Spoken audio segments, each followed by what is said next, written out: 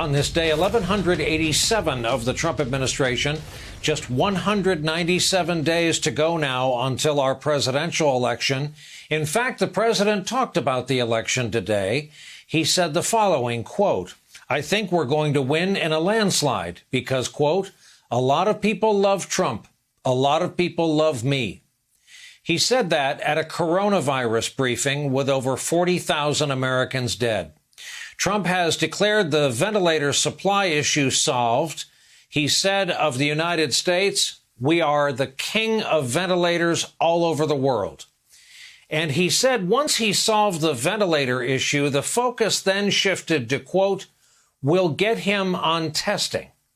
We'll get him on testing, meaning this move for widespread testing that he's hearing was launched by his enemies. It's about him, about embarrassing and attacking him, and not about public health. Again, today, he held up copies of articles that were positive. He's played TV clips in the briefing room of Andrew Cuomo saying nice things. The president gave his daily reminder of the Civil War death toll. He gave his daily reminder of what the death toll in this country could have been had he done nothing. And today added his prediction that, quote, "We could end up at 50 to 60, meaning 50 to 60,000 dead Americans." Asked about reports that businesses that are well off are getting government rescue payments, he said, quote, "I know I didn't get any." In briefings over the weekend that got a lot less attention, he trotted out a new talking point for the first time, quote, "Testing is a local thing." He said, quote, "People are buying guns at a level we haven't seen before because of this plague." He said, "We're the talk of other nations." He meant for how we've handled the pandemic. He said, quote, "If I wasn't elected, maybe the world would be over." And while he says, quote, "This could have been stopped in China," quote, "We're doing great. We're in great shape." In the real world, this virus has now killed over 42,000 Americans. There are at least 775,000 confirmed cases in this country alone, with only a tiny percentage of testing actually done. Worldwide, the number of confirmed cases has topped 2.4 million now. Over 169,000 have died. Today, the head of the World Health Organization warned the worst of the virus is ahead of us unless nations can find a way to work together.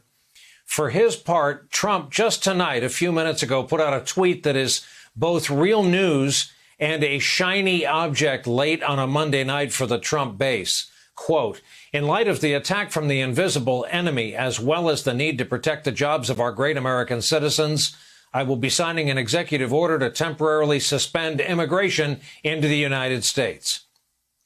There were more signs of progress in New York today. Governor Cuomo says the state's one-day death toll, think about this, one-day death toll was below 500 for the first time since April 2nd. Tonight, we learned that Governor Cuomo, who's been vocal about the president's response to the crisis, but has also found a way to compliment him in a strategic way, will visit the White House and be a guest in the Oval Office tomorrow. And while the president continues to talk up reopening the country, insisting we are turning a corner, concern about testing has not gone away. At the moment, as we keep saying, just over 1% of our national population has been tested. Here's how one emergency physician described the situation out there. Anyone and everyone needs to be tested at this point in time. Only then can we think about reopening the economy, let alone this country. Otherwise, we're setting ourselves up for failure, resurgence, and a second wave of COVID-19. There remains a shortage of tests as well as supplies. Governors in several states are urging the White House to come up with a national strategy to expand testing for the virus in order to head off an expected surge in new cases when states start lifting those restrictions. Trump repeatedly insists testing is the job of the states. And today at the White House, he suggested there are more than enough tests and implied governors just aren't looking in the right places. We provided each governor with a list of the names, addresses, and phone numbers of the labs where they can find additional testing capacity within their states. Some of the governors, like, as an example, the governor from Maryland didn't really understand the list. He didn't understand too much about what was going on. So now I think he'll be able to do that. It's pretty simple. but they have tremendous capacity.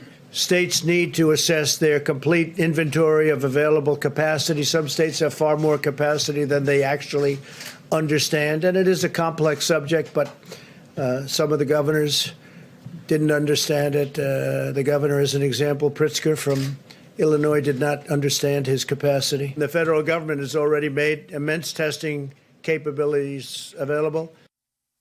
So you got it there. The governors don't understand. Maryland's governor, who resorted to cutting his own deal with South Korea to get 500,000 tests shipped here, offered his take on the president's comments. I think what the president may be referring to is that they sent out a list to each of the governors of all of the different lab facilities in their states, which most of the governors already knew where the lab facilities were in their states. So they were either federal health facilities that we've been desperately trying to get help from, or military installations, none of which were state-owned labs or facilities where we could actually do any testing. But I'm not sure what the president's referring to. I have a pretty good understanding of what's going on, and I appreciated the information that was provided by his team. But he wasn't there for, I'm not sure what he was trying to say. Trump insists he will convince American companies to increase production of critical testing equipment like swabs. He said shortly we'll have more swabs than we know what to do with. But former FDA Commissioner Scott Gottlieb says it's going to take time.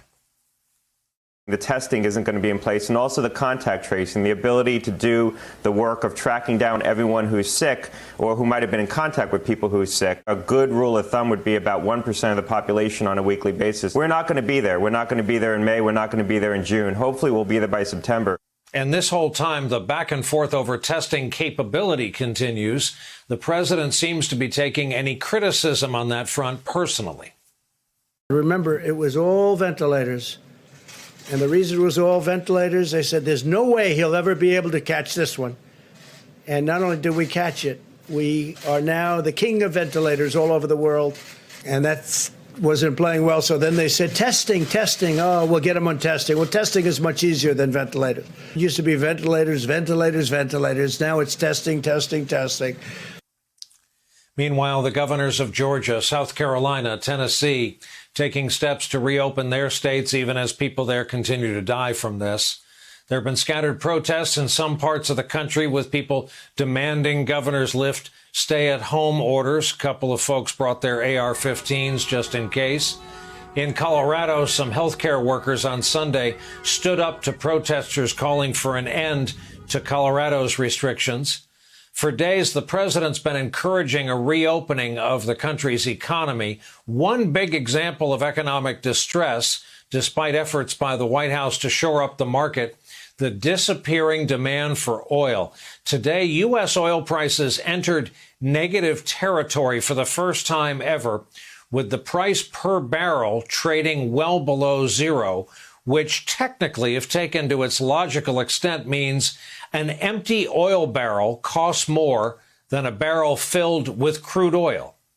There's also the question of the president's credibility. New NBC News Wall Street Journal polling finds only 36% of the people polled trust what Trump says about the virus. 52% do not. The issue of how Trump has viewed this virus came up again today. You'll remember he downplayed the threat earlier this year, insisting the illness would eventually disappear. Today he was asked about that. Are you concerned that downplaying the virus maybe got some people sick? And a lot of people love Trump, right? A lot of people love me. You see him all the time, right? I guess I'm here for a reason, you know? To the best of my knowledge, I won. And I think we're going to win again. I think we're going to win in a landslide. In January, a certain date, you know the date better than I do, we put on a ban of China, where China can't come in.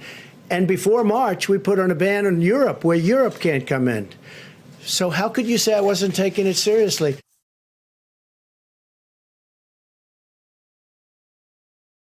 Hey there, I'm Chris Hayes from MSNBC. Thanks for watching MSNBC on YouTube. If you want to keep up to date with the videos we're putting out, you can click subscribe just below me, or click over on this list to see lots of other great videos.